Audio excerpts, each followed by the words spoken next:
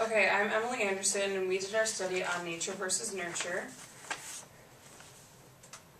So the first question is, what research question did this study try to answer? So researchers studied monozygotic twins, which are identical twins developed from the same egg. They studied the twins who were reared together and twins that were reared apart to determine how much impact our genes have in determining our personal psychological qualities. In other words, what makes us who we are. Are we the people we are because of influences from the environment, or is it in our genes? And monozygotic twins, here shows a picture. It's from the same egg and it splits into two, and these are fraternal twins, which is not what they studied. We studied identical twins. Why is this an important question? The question raises research to help understand how humans develop, whether it's through our surroundings or if it's inherited. Western culture has been overruled by the idea that our characteristics come from our environment. It researches whether these genetics are our innate destiny or if unwanted behaviors and characteristics can be changed or unlearned. How does it relate to our studies in class? We talk about learned behaviors versus inborn and genetic, and we also talked about sociobiology. Also, we talked about Plomin's study of behavior genetics. What did they expect to find? Most people don't want to believe that the way they behave and their personalities come mostly from their genes. The researchers were looking to find that it truly is primarily in their genetic structure. Parents and the environment have minimal influence on their children compared to the children's genes.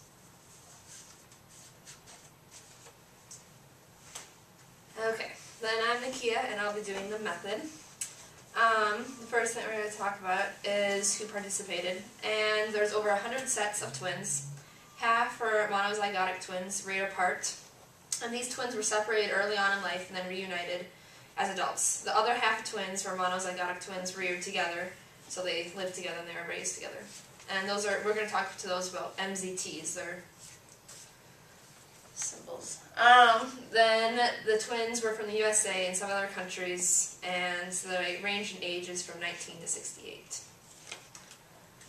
And then the procedure.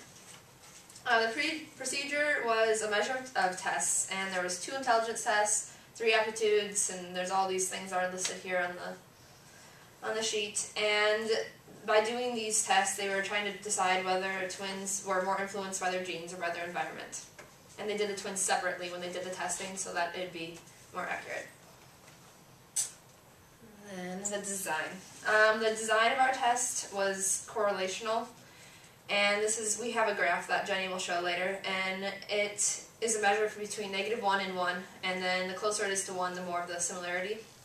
And it is correlational because it measures multiple variables rather than manipulating one independent variable, which would be experimental. Then we are unsure if there's independent or dependent variables because it's a case study and not an experiment. Okay, so the researchers were looking for the similarities between the MZA twins and the MZT twins.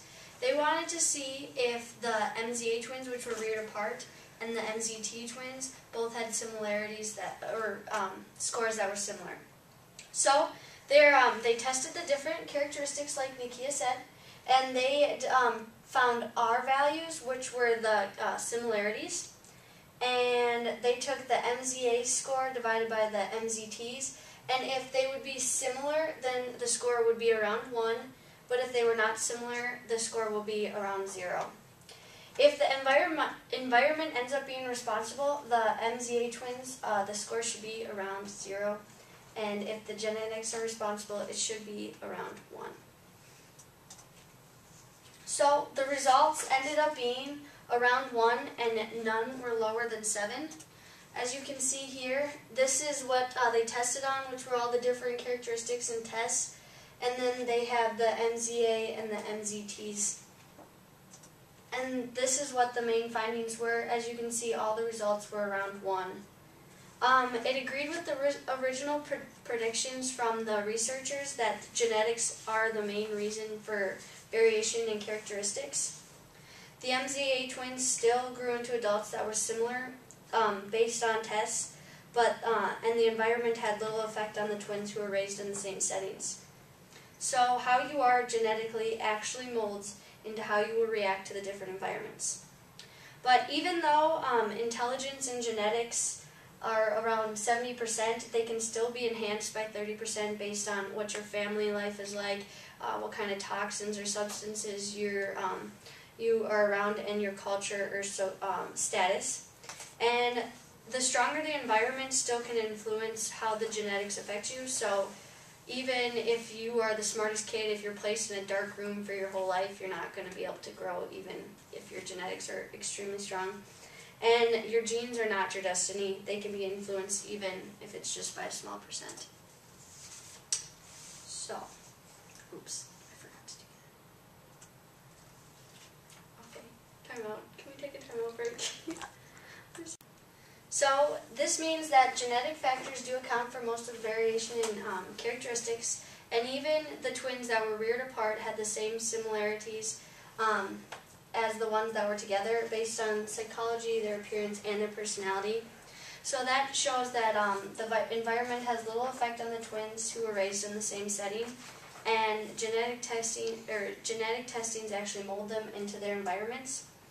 So how you genetically, even though intelligence is 70% genetics, you can still be enhanced by 30% by your family, toxins that you're introduced to, or your culture or status.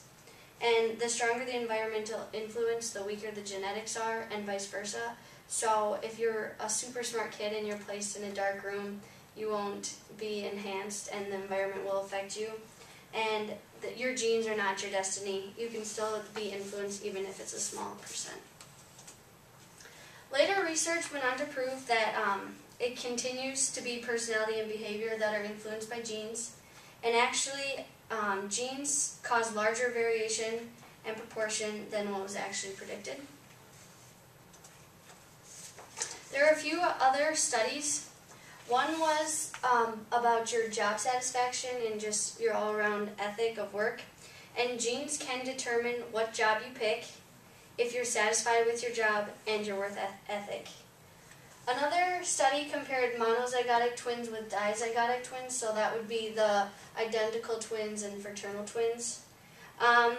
They tested specific personality traits of these twins, so if they were extroverts, introverts, high emotions, if they had anxiety, if they were competent or responsible, and if they're thorough.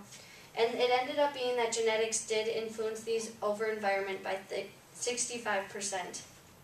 The last study was on twins, and is behaviors such as love, divorce, and death genetically driven. And it ended up being that you can't find Mr. and Mrs. Right, and it's not genetically picked, but divorce, eating disorders, and age at time of death have genetic links to their likelihood.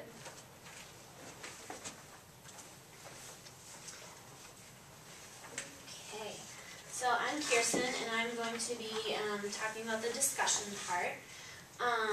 So this was a landmark study because it determined that genetics, this was the first study that determined that genetics were more of a basis for who you are than the environment you were raised in. This really took a lot of pressure off of parents. Whilst parenting still has about 30% of influence on who your kids will become, the rest is determined by our genes. Limitations and criticisms. Some studies claim that researchers are not publishing their data as fully and completely as they could, and therefore their findings could not be independently evaluated. These same critics are also suggesting that there are other articles that report on the case studies that strongly suggest environmental influences on twins that Bouchard and Lycan failed to consider. They also cite the equal environmental assumption, and this suggests that many of the conclusions that were drawn by Bouchard and Lycan about genetic influence assume that monozygotic and dizygotic twins raised together develop in identical environments. These critics also maintain that such an assumption is not valid and that fraternal twins are treated far differently than are identical twins. So applications that we can take from the study and apply to our life. As Jenny talked about, your genes can really influence your vocation and your job satisfaction as well as your work ethic. So the University of Minnesota found that it is not only the vocation you choose largely determined by your genes, but your overall job satisfaction and work ethic appears due to genetic factors, even when physical requirements of various professions were held constant. Sociobiology, like Emily talked about, and then again, as Jenny mentioned, the romantic relationships, divorce, eating disorders, and age and time of death came from the University of Minnesota study in 2007. They suggested that very complex human characteristics and behaviors that few would have even guessed to be genetically driven and do include love, divorce, and death. At the same study, the twin family study, studied people's selection of the mate to see if falling in love with Mr. or Mrs. Right is genetically predisposed. Turns out that it is not, but that researchers have found a genetic link to the likelihood of divorce, eating disorders, and age and time of death.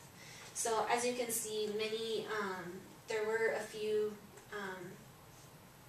studies that corresponded to this main study, and that many things such as these were found from these studies. And here's our works cited page.